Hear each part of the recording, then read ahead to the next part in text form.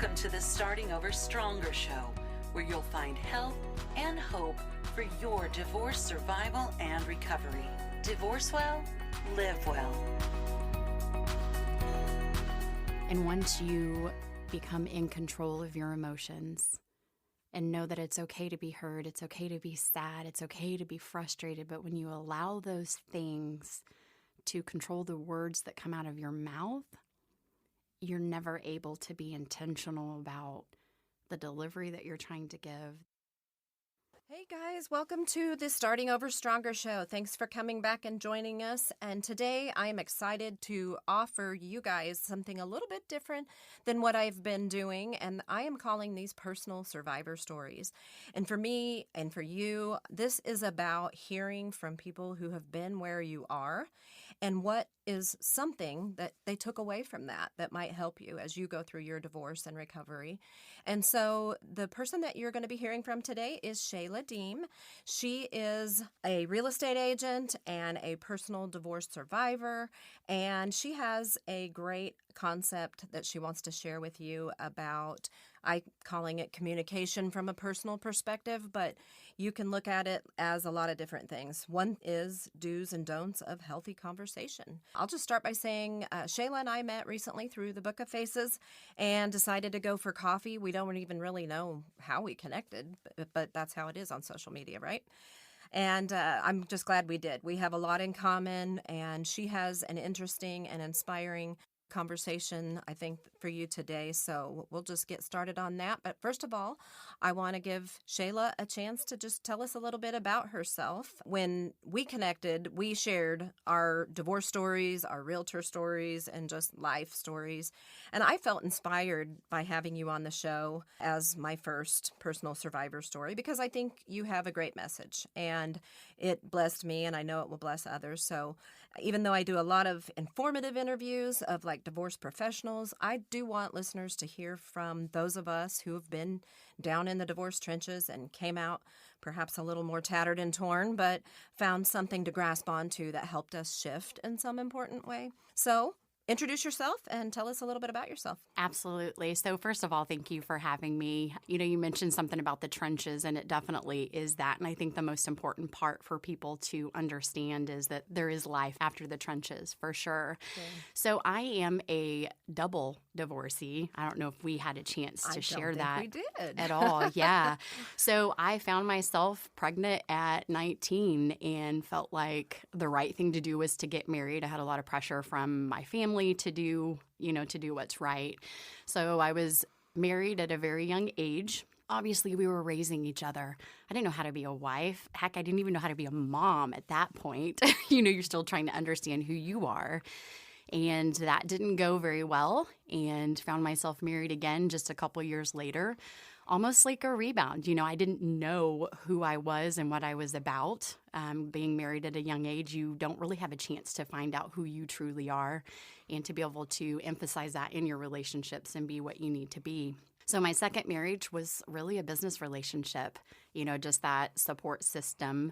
And we found ourselves separated. It was not a nasty divorce at all like my first one, because I think when you have children, you have something in common, and so you're trying to protect and do those things. So the second one, we came to the realization that we wanted more. And neither one of us were able to give each other that as well. So I will say after my second divorce, I really had to pause and take time to really, truly understand who I was. Because I think so long we look to the other person to fulfill something within us instead of really focusing on what it is we need to be a good friend, a good mother, a good spouse, and nobody else is going to give you that. So, I hate to admit that it happened to me twice because you don't want to be judged. You don't want people to look at you as a failure, even though you feel that way. We want to protect ourselves and not have anybody look at us that way. So that's kind of the quick version of my story. Well, thank you. I appreciate you sharing that. And it's funny that I think you mentioned the word shift, and that's kind of one of the things I thought about even as I thought about having a personal survivor story, was that this is kind of like survivor shifts, because really the idea is I want the listeners to be able to get to know you and your story and who you are and how you got where you are, and specifically regarding some kind of shift that you made that has made a measurable difference in your life. And I don't want to put words in your mouth, but you shared something on social media not too long ago that was really kind of the brainchild for this conversation today, about the do's and don'ts of healthy conversations. And so I'm kind of assuming that as one of many shifts you made over the course of your life and through what you referred to as failures with your previous marriages. And so first, I guess at whatever level you're comfortable, if you wouldn't mind, just share a glimpse into your divorce survival and recovery story. So, you did a little bit, but specifically with regard to what you took away from each of those divorces and what you, I guess, shifted in your life, maybe specifically with regard to conversations and communication, but maybe something else comes to mind. Yeah, absolutely. That's a great question, because I think communication is key. More importantly, I think it's important for you to understand that you can't go through this alone. Counseling, therapy was almost like, we don't want to admit that we have a problem, but I think that's the first step to surviving and recovering, is recognizing that there's something about you that needs to change. There's something about you that you need to understand.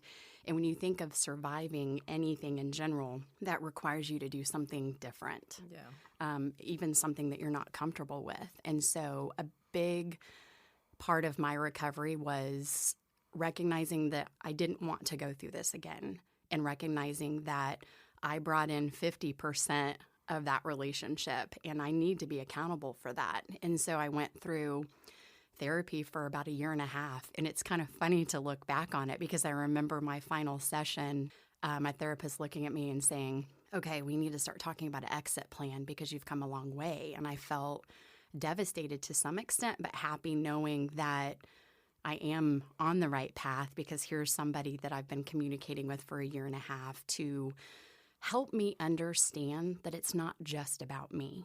When I'm communicating with others, I need to truly listen.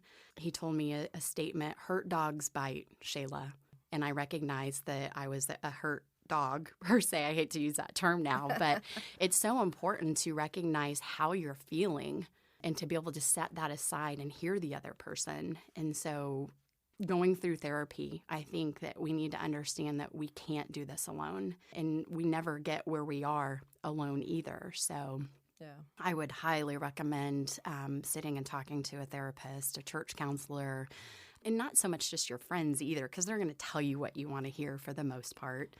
You really need somebody that's educated to help you understand why you are the way that you are, because everything in our past has formed us to who we are, why we respond the way we respond, why we think what we think. So that's a huge, huge part of the process, and it was life-changing for me. Well, thank you so much for sharing from your heart like that. I never take it for granted when someone's open and vulnerable about what they've gone through in their life. I know it can be very hard, and it's just so important. And two things that you mentioned were reaching out and seeking that help, and then also just recognizing that, when you go through a failed relationship and you really take some time to heal from that, you have to, at some point, look at your contribution. Even if it was, an abusive relationship, there's still a part that you played in that, and that's where your power is. That's what people, I think, fail to realize when they stay stuck in that blame and shame game. As long as you're looking at what somebody else did to you, you have no power whatsoever to make any changes in your life that might actually contribute to your happiness and your satisfaction.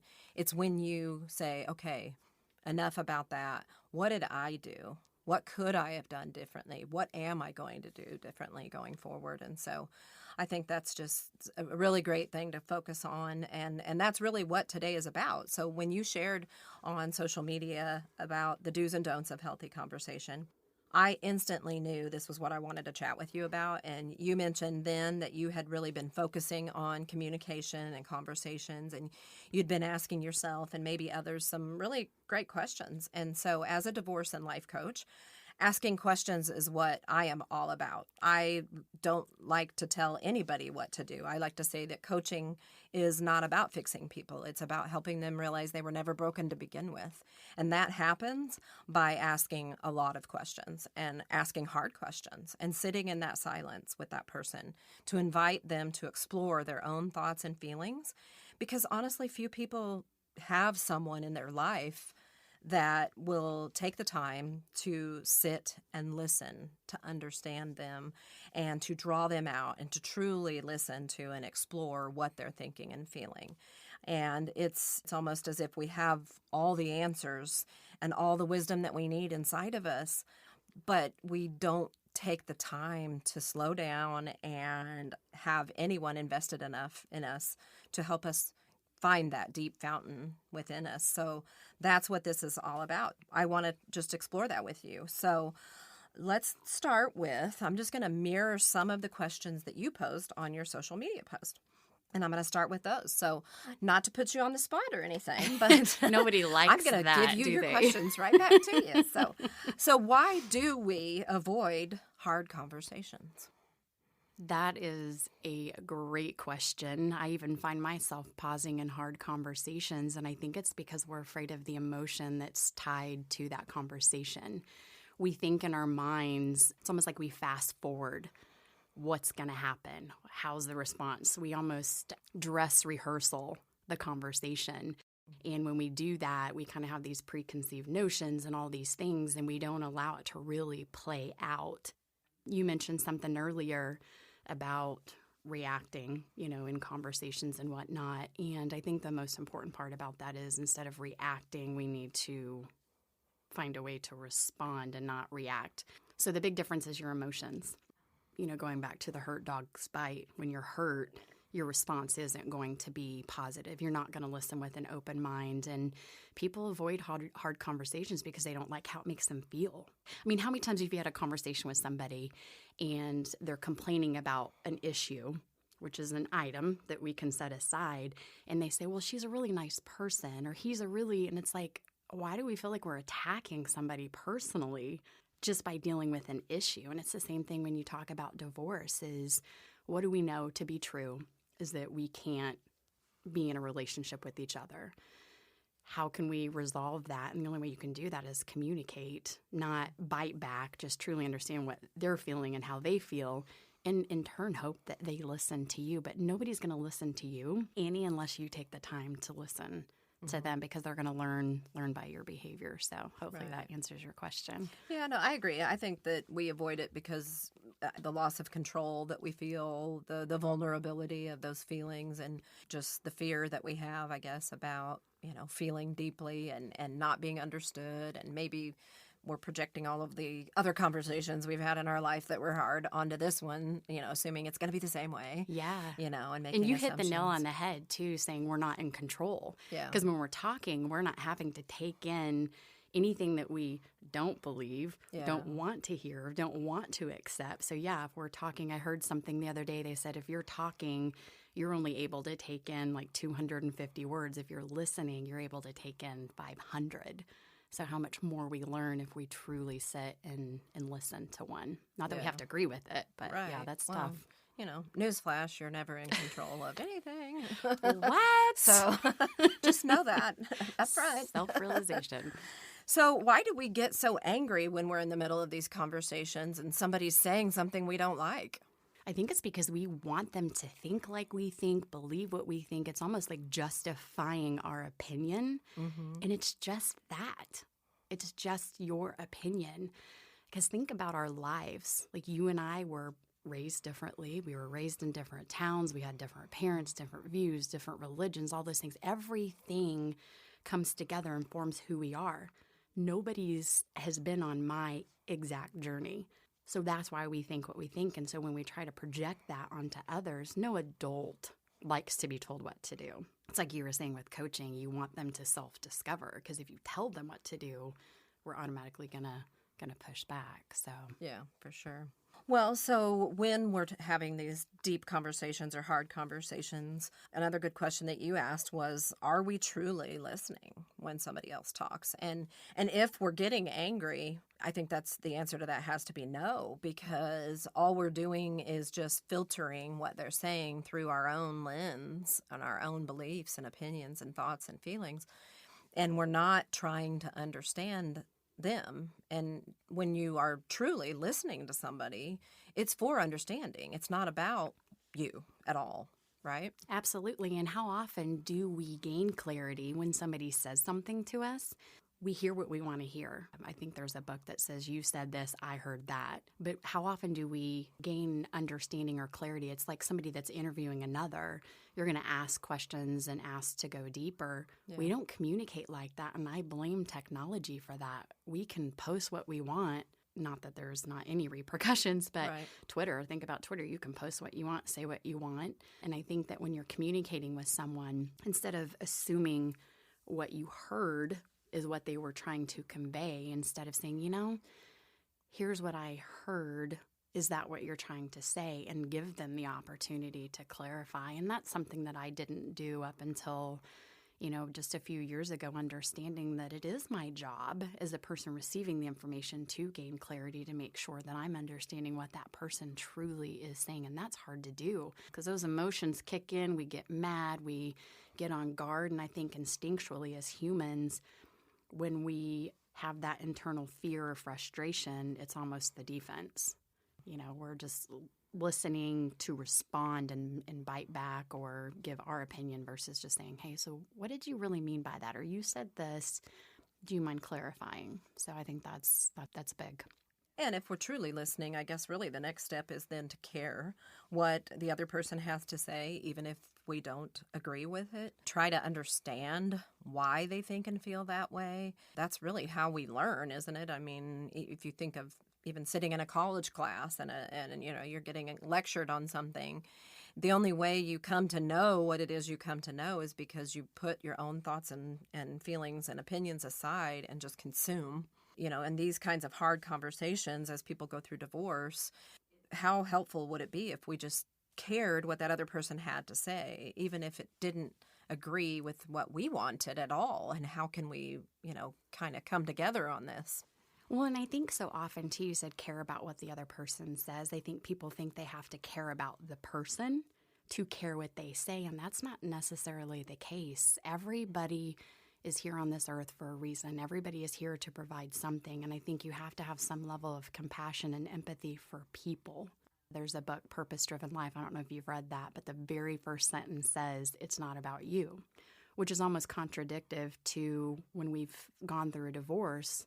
What do we say to ourselves? This is about me this time. I need to find myself. I. Yeah. Which there's some truth to it, but there's also that level that you need to be able to communicate with others and not just care about them, but care about what they have to say. I want to listen to you and you want to listen to me. And I just think that's so important with communication, and just know you're not going to agree with everything I have to say. I just want you to understand. Understanding doesn't mean that you're agreeing with it. You're just understanding from their point. And you bring up a good point because, again, another news flash, it's not about you. None of us want to hear that. But the truth is that, when you are going through a divorce, it may be for a lot of people, especially women, in situations maybe where there's been abuse or emotional abuse even, they maybe are at a place in their life for the first time ever where they've found their voice.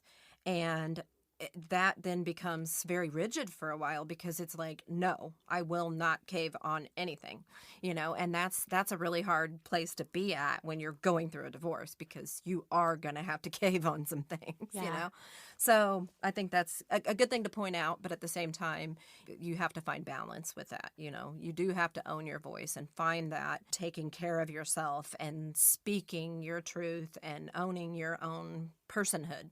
But at the same time, there will be compromises that have to be made. And so really what you have to do is define where you're able to compromise and where you're not going to. Well, and compromising yourself, too. I think there's a difference between, what's going to compromise me and my core values and my beliefs, or where can I find compromise? At the end of the day, it was really not that big of a deal. Yeah, so, like just a compromise in the situation, or a place to give and a take. Well, and when you go through a divorce too, it's the first time that you're able to solely be independent. Mm-hmm. Like they always say two become one. Well, you lose yourself in that, and so then when you get divorced, it's it's just me. Like I'm everything, and so there is a level of confidence that comes with that. Mm-hmm. And you're right, the compromise is so important because you don't want to come across as that stubborn, independent female that doesn't need anybody. It's hard not to be that way because you're like, I don't trust anybody at this point. Because you feel like you're going to be the only one that's doing that. Exactly. Especially if you don't get a good attorney. Right. I think you put it so well when in your post you said, and I'm going to quote you here, communication is hard, plain and simple. You're communicating with a person's entire self, their past rejections that are seated deep within them and their current mood. Then add that it is different with each and every person. Embrace people, respect how they feel and what they think. Listen to their opinions, not as if they were your own. Listen to theirs. And I couldn't agree more. It's just hard to sit and listen to differences of opinion, especially in divorce, when we have so much at stake and we're emotionally invested in the outcome, maybe more so than anything in our whole life. And yet there's the gift of choosing to silence ourselves and our internal arguments and just listen for understanding. And we can't underestimate that. It really, truly can change so much and make you feel so much more empowered to stick when you need to stick and, flow when you need to flow. Let's just marinate on that for a bit. And here is where we'll kind of jump into that conversation on the do's and the don'ts of healthy conversation. And so thinking specifically about the divorce process, as well as maybe even dealing with your ex afterwards, here are 10 tips. So we will just spend a minute or so on each. Number one is to go into the conversation calmly. How important is that?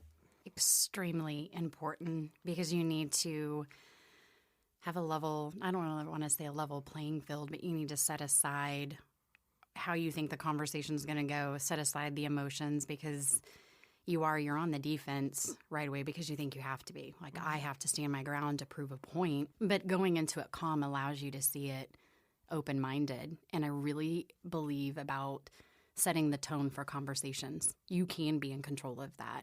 Because if you go into it with your emotion, it's going to heighten it with the other person. Back to going into the conversation with a calm mindset is you really have to be in control of your emotions. And a lot of that, it's self-talk. I don't know how many times I've had to talk to myself and say, Shayla, get it together. What do you want to accomplish? Recognize when you feel yourself getting angry to take that pause.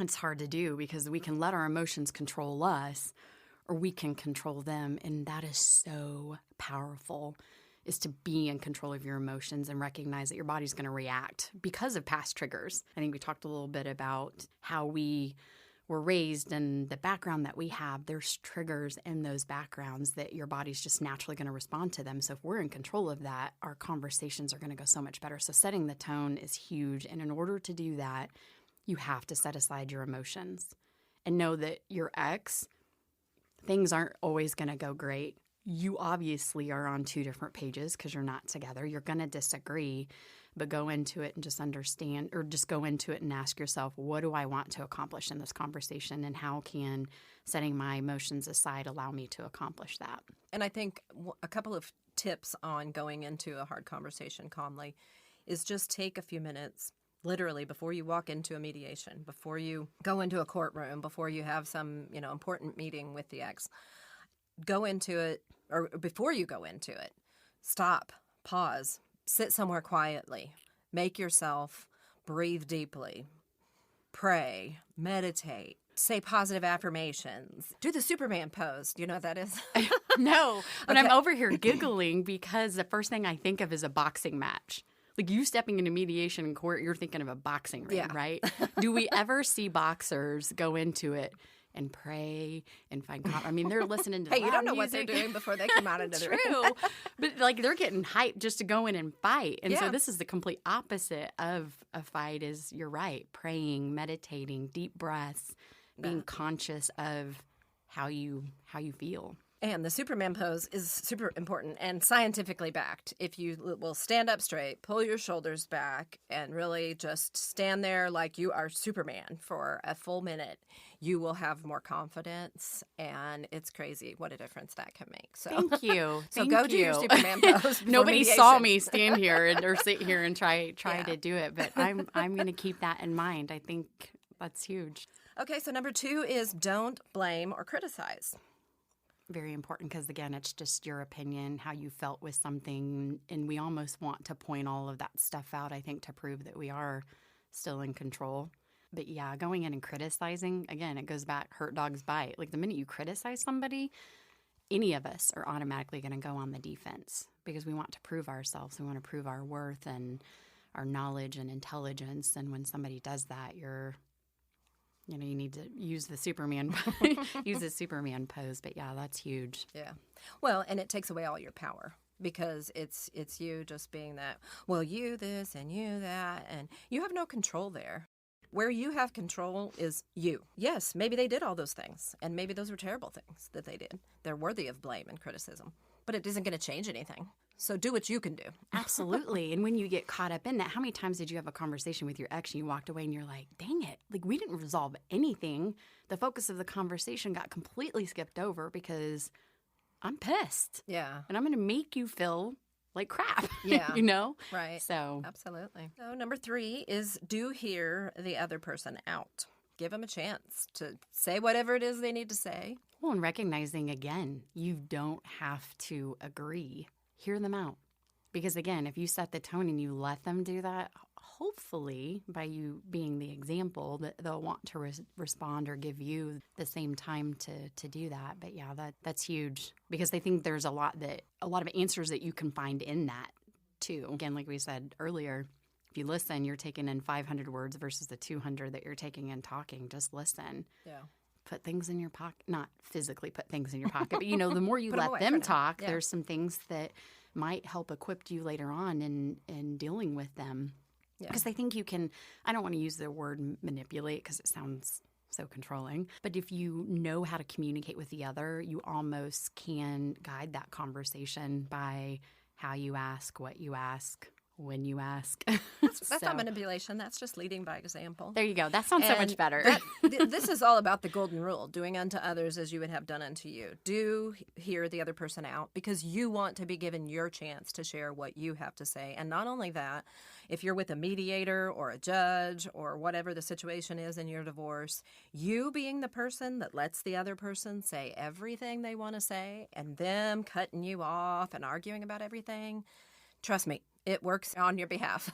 Yeah, absolutely. Because you're right. When you're in the court system and the judge and everybody else sees it, they're gonna quickly realize where the problem is. If you hold your composure and carry yourself well, even though on the inside you're gonna want to scream and say that that's not right, or even just sit there and shake your head no isn't good either. I mean, I worked in the court system for 8+ years, and I was on the other side of sitting through divorces going, control yourself as much as you can because you're right. It works in your favor. And that's true in life, not just divorce. Yeah, absolutely. Absolutely. But for the purposes of today. Yes, absolutely. I was just going to throw that in there. Just keep that going the rest of your life. Okay, so number 4 is don't use abusive language. So that kind of goes back to blaming and criticizing, but maybe even to a higher degree of, name calling or just extreme criticism. There's just no place for it. If you're trying to resolve something and you're trying to end a relationship and a marriage, you're trying to get to a point where you guys can agree on everything. And maybe you haven't ever done that in your entire marriage. Well, guess what? You have to do it now. So this isn't going to help. So just don't do it. No, absolutely. And really ask yourself why. Why do you need to be degrading? Why do you want to be? And I think it is just to, I did it. And I'm sure you did as well during the process. Not when the lawyers and mediators were right. Yeah, after everybody leaves. No, bad advice. But really ask yourself why you're doing it. And at the end of the day, what good is it going to do and what type of behavior are you pulling out of the other person? Again, you don't have to like who you're communicating with. That's not what it's about. It's finding resolve. There's something that you want to resolve, and how can you get there the fastest, the easiest route? And criticizing, I mean, that's going to put anybody on the defense, even if you're not going through a divorce. I mean, just even in relationships, criticizing one person, they're going to take that personally. And what does that do for them? They're going to come out with gloves on and criticize you too. And then it eventually is just this back and forth that leads to nowhere. And the do's and don'ts of healthy conversation. I mean, these tips are all about, let's just get to where we need to get to. At the quickest, simplest, easiest, less complicated, least emotional way possible. And to that end, number 5 is to just keep focused on one topic. Don't jump from one subject to another. Just stay focused on what the topic at hand is. Absolutely. And that's so important, because when you're entering into that conversation, you're entering into it for a specific reason. You know, there's something you need to resolve or talk about. And the minute you start throwing emotions and blaming, and you lead down this abyss, this hole, and if you're there having the conversation, utilize every second that you have in a positive way. Because if you just go down this abyss, well, guess what? You didn't resolve it. So guess what? And now you have to come back and have another conversation. You know what I mean? So instead of it taking a lot more attorney's fees. Bingo, exactly. You're just shooting yourself in exactly. the foot. Use that money for something else later that's worth it to you, you know, a nice purse or something. But yeah, really stay focused on that and communicate about that instead of going down the abyss, because you're going to have to come back and communicate about it again because the issue's still there. So, and number 6 is right in that same abyss. Don't bring up the past. It's not the topic at hand. It's not going to get us to the end that we're going toward. So don't even do it. Don't bring it up. It doesn't matter. Do you feel like we do that because we're trying to keep tally of who's the worst? Like, you did this. Yeah, I think it's like a sabotage kind of, not a sabotage thing, but like a revenge kind of thing. Like, I deserve these things in the settlement because, you know, you cheated or you did this or you did that. And that may be true, but it isn't going to necessarily help in this moment to keep bringing those things up. The lawyers know the situation, and besides which, you know, we all wanted no-fault divorce, and now we have it. So it really doesn't matter what anybody did. We're ending the marriage, and here's what we want to figure out, you know. So just stay focused on that, on the present, and accomplishing that task. Well, and there's 2 important words that I want to add that are pretty powerful when you are communicating, is just to say, I understand. However, if you say, I understand, that's really showing that other person that you've listened to them. Mm-hmm. You know, I understand, but here's where I disagree. But to just say, I understand, again, isn't saying I agree or disagree, whatever. It's just, I hear you. And we all want to be heard. Now, number 7, I guess we're on. Do name the specific behavior. Now, this might not come into play, I guess, specifically like in mediation or the courtroom or what have you, but maybe you're just having that really hard conversation about something that someone you're, you know, in a relationship with is doing that is causing you to struggle. Name it. And deal with, I think you mentioned this earlier, deal with the issue. Don't make that about a character assassination, about that person. Like, we all make mistakes, you know. It's going to happen. So let's just talk about this behavior and how it's affecting you. Well, in behavior, there's something that triggers every single one of us. A past relationship, a past abuse, or the way you're raised or whatever. We're all triggered by something. And so if you recognize somebody's behavior, typically it's because something triggered them. And if we don't understand that, we don't understand how not to do it, you know, not to do it later. But obviously if it's something that you were married to, you probably had a lot to do, you know, something to do with some of those triggers. Yeah. But just recognizing when they're behaving a certain way. And honestly, how many times have you had a conversation with someone, you're like, yeah, now's not the time, because you recognize the state of mind that they're in, that nothing's good going to come of it. And we want to force our issue or our conversation because we want to talk about it now. But you need to recognize, is that other person able to truly hear me? Mm-hmm. Are they able to calm down and set that aside? And sometimes you just have to say, you know what, now's not a good time. And even recognize that for yourself. when you find yourself getting sometimes you have to walk away, take a deep breath, and sometimes you have to just say, you know what? I am not in a good place right now. Let's talk about this at another time when I can hear you. Yeah. And I think that's very vulnerable to say and do, because we all want to act and sound like we're in control all of the time. But unfortunately, that's not the case. So, and that kind of leads into number 8, which is to not respond to every comment. And so, sometimes maybe in the course of a conversation, you hit a wall, and that wall is some comment that you just are not going to respond well to.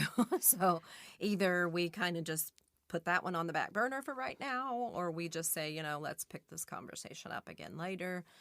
Something else needs to happen right now. I cannot address that at this moment.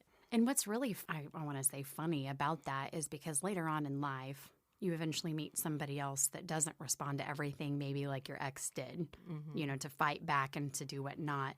And there's certain triggers within us that our responses somewhat could be a defensive behavior. And then you meet somebody that doesn't respond to that. And then you're automatically like, why didn't you engage in a fight with me?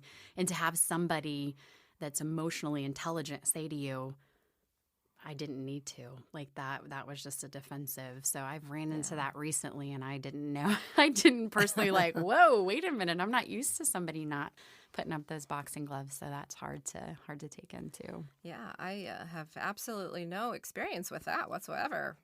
Just kidding. I totally do. So number 9, do validate what you agree with. So here's a point where we can maybe kind of bridge a gap a little bit, and I think it reminds me of my own mediation in my divorce, because I remember going in there and, I'd been prepped, here's where, we're in agreement. Here's where we still need to make a decision or come to an agreement on what can you give on, what will you not give on. We outlined all this, going into it. So then when I come in, I'm like, got my guard up, and I'm like, I'm not caving on these things, And I just remember how this guy just totally put us at ease, because he said, okay, let's just start with everything that you agree on. And he had a whiteboard, and he just wrote everything that we agreed on. And all of a sudden I was like, wow, we agree on a lot. You felt accomplished, yeah. right? It was a great way to start, because I think it put both of our defenses down. And it was just like, okay, we don't even have to talk about any of these things, because we agree on all these things. So, to that point, validating what you agree with that other person on. And you maybe have to do that multiple times, during these hard conversations. You may have to keep coming back and saying, yeah, I know we're still stuck on this point, but I'm glad that we've resolved this, or, sort of summarizing, hey, I'm glad to know we're here and we've gotten through this and we've figured this out. And that just, I think, does do exactly what it did in my mediation. It puts everybody's defenses down and makes us a little more likely to come towards each other. Absolutely. Well, and it establishes that sandbox, what you agree on, what the boundaries are going into it, because they know by doing that, they didn't do that, and you just walked into that conversation, you talk about everything you disagree with. So you are able to prepare that sandbox of, here's everything we agree with, these are the issues that we need to. And you're right, if you start off talking about everything you agree with, it puts you at ease and recognizes that not everything is bad. And it shows you that you can find resolve. That is absolutely true. And, we want to find a place to close here. And the last point on this conversation's do's and don'ts is to not try to be right or superior. This is just put all your pride away. We have got to just come to an agreement, and we don't come to an agreement when we're all, stuck in our defenses and our pride. So, or you should know, going into this conversation, what you believe, what you think, what you feel, what you need. And it's not about right or wrong. I say this all the time to people. Stop talking about right or wrong. It's about what do I need, and it's about what do you need, and how can we figure out how to make those two things come together. That's what you've got to focus on, because if you're focusing on who's right or wrong, you're off track. Right, absolutely. And again, it goes back to just listening to the other person. Not everybody thinks like you think, feels like you feel. And when you try to push your opinion the other person is going to be on the defense anyway. So you're absolutely right. I think a good way to wrap this up today is with another gem from a Shayla Deam post, which is a reminder for ourselves and for all of you listening in today. When you react, they are in control. When you respond, you are in control. Know the difference. And so if you don't know the difference already, figure it out. Learn to understand the difference between reacting and responding. And I think you even covered that a little bit earlier. The truth is responding just comes easier, I think, when we know that we're loved, whether that's by ourselves, by a friend, a parent, a sibling, our God. Just when we have that emotional security, it's okay if we don't agree with this other person, because we know how to own who we are and to act in accordance with our own values and beliefs. And whether that comes, again, from whoever that comes from, just knowing that we're loved and we're okay makes it easy to put away all the emotional reactions and the volatility that comes with that. That gave me goosebumps. I don't think I could have said it any better. I think, I've always said, if the soul is not well, nothing else is. And once you become in control of your emotions and know that it's okay to be hurt, it's okay to be sad, it's okay to be frustrated, but when you allow those things to control the words that come out of your mouth, you're never able to be intentional about the delivery that you're trying to give, the impression that you're trying to give. And you don't have to find validation through other people, through conflict, through disagreements. You don't have to find validation. You have to know that within yourself, whether that be, faith has been huge for me. That God is the only thing that has not failed me, everything else, but you don't have to find validation in other people. You don't have to be in control of everything. You just sit back and listen. And there's so many things that I've learned just sitting and listening to somebody, even if I don't disagree. Yeah. It just gives me some insight to them. Yeah, absolutely. And choosing our words and actions rather than being carried away by our words and actions it's an empowered position rather than a fear-based position. Mm-hmm. And that's where you've got to get to. That should be your goal if you're not there, is to just really work on operating out of your own empowerment, your own personhood, your own beliefs and ideas about life, and not out of fear of what other people think or what somebody else, thinks that's different than me or whatever. So absolutely. Well, and when you recognize that and you're in control of that, when you communicate with somebody else, you can recognize if that conversation goes deeper than the conversation. You know what I mean? Like there's some people you talk to and you're like, okay, there's something more wrong here than there is what we're even talking about. So it's almost, in the interview process too, it's like always go. The response is usually from like 2 or 3 layers deep because of the emotion versus what really is the issue or the conversation at hand. And even just in general, you find that with other people. Something that's much deeper than the surface. And if you can't get to that, again, if the soul's not well, nothing else is. If you can't get to that, no surface conversation's ever going to resolve anything at all. Absolutely.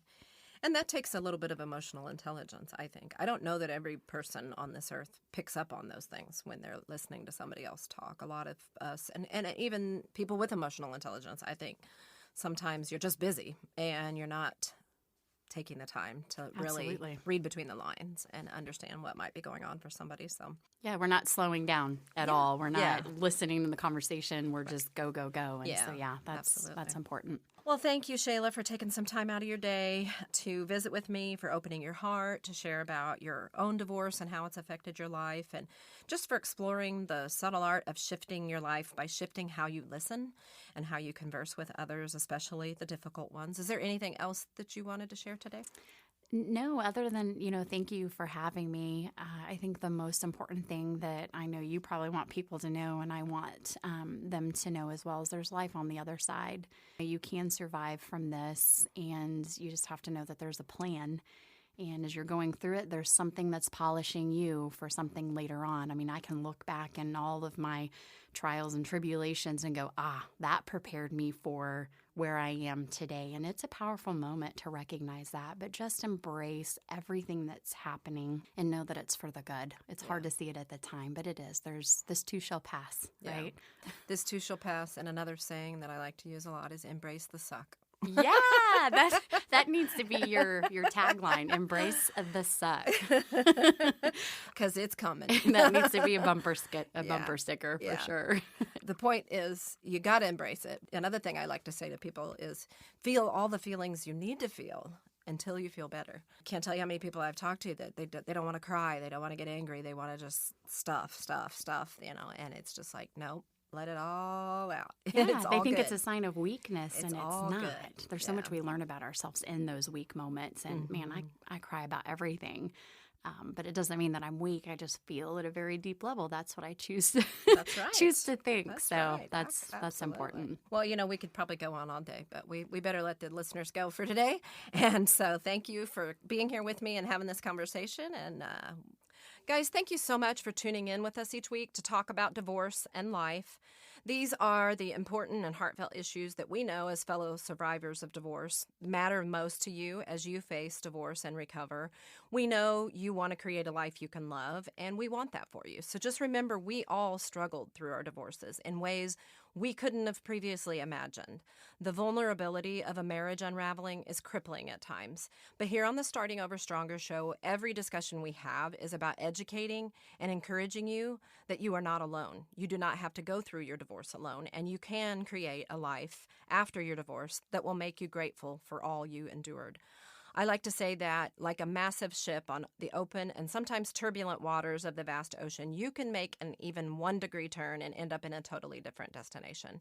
So just adjust the steering wheel as you need for your life, your divorce, your family, your finances. Whatever spoke to you in today's episode, pick one action step that you want to take as you digest this, and then ask yourself, how can I hold myself accountable to do this one new thing, this one better thing? And remember, there are people and resources prepared and passionate about being the life preserver you need during your divorce storm. Reach out, ask for help during your divorce by calling in a new expert, shifting your mindset ever so slightly, and as a result, you can end up creating a life you love as you are starting over stronger. See you next time.